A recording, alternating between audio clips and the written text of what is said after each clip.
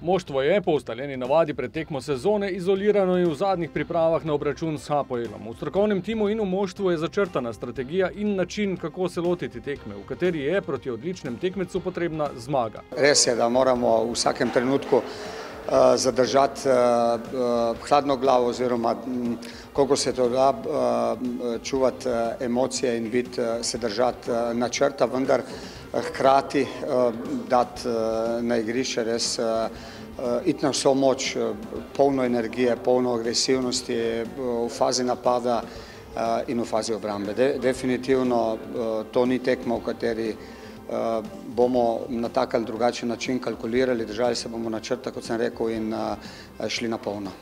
Jaz si želim, da bi šla tekma po naših notah, zato mi je čisto vseeno, kako bodo oni nastopili, kajti če mi silimo svojo igro, potem bodo tudi prisiljeni, da se pomaknejo nazaj in s tem posledično bomo imeli mi več prostora in tudi več možnosti za uspešne zaključke akcij.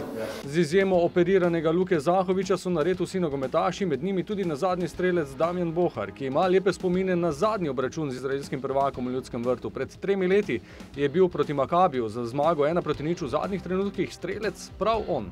Ja, seveda se spomnim, mislim, da tega ne bom pozabil nikoli v življenju in res so bili dobri občutki, če bi ga zdaj zabil v bistvu, bili dobri tak, da ampak vse nekdo ga zabije, samo da bi pač mi na koncu napredovali in se uvrstili v ta skupinski del.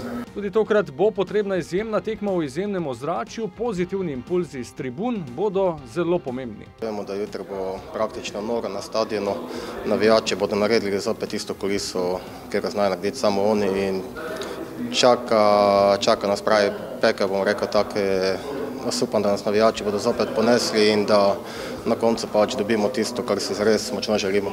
Maribor Hapoel Berševa, povratna tekma play-offa za Ligo prvakov, Ljudski vrt 2045.